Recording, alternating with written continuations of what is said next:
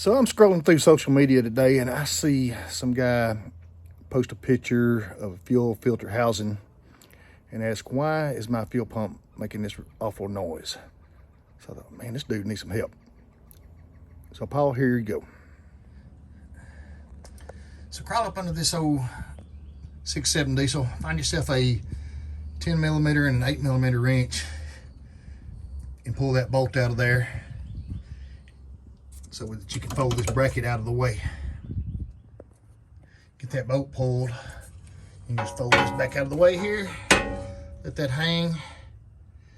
And then we're going to drain. We're going to turn this little gadget right there. We'll get it draining fuel out of it so that you can pull this off and get inside. Let's see. Give it a turn, get it draining. Catch it in a pan here so your floor ain't full. Next thing to do is pull this harness loose here so whenever you start turning this, it don't stay connected. Put your 32 millimeter right in yonder. Spin her off. Lay your hands on one of these sets of Motorcraft FD 4615 filters. One that comes out of there is probably going to look a lot like this. Find a matching one in the box. Take the old one out. Put the new one in. Come out in the sunshine and have a peek down in there. Make sure that thing's good and clean. Wipe it out with a towel, brake cleaner. Get it good and dry, good and clean. If you'll look right there at 12 o'clock, there's a little piece of debris there. If we fish around in there enough, we'll probably find some more. But get that thing good and clean before you slap that other filter in there. In that box, you're gonna find you an O-ring like that.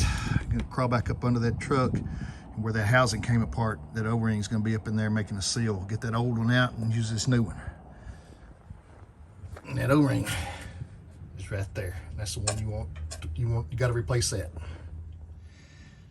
I used a pick. You can use a screwdriver or whatever you want to prise that thing off there. It's kind of hid down that little lip there. I hope you can see that. That's where that new one's going to set. Don't put it in these threads, but put it in that notch. So crawl up under there with a flashlight and go all around that deal. Make sure you got it seated just where you need it. Otherwise, you're going to have a bad leak. Set this dude up there. Tighten it back up. 6 turns.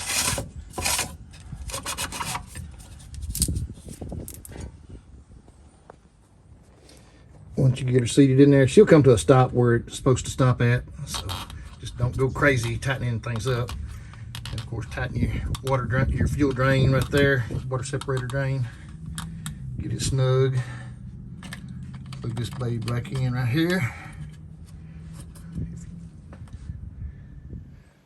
Now, once you get that thing put back on, a lot of people will go ahead and change both of them, one of the hood too, at the same time. I'm gonna separate these out.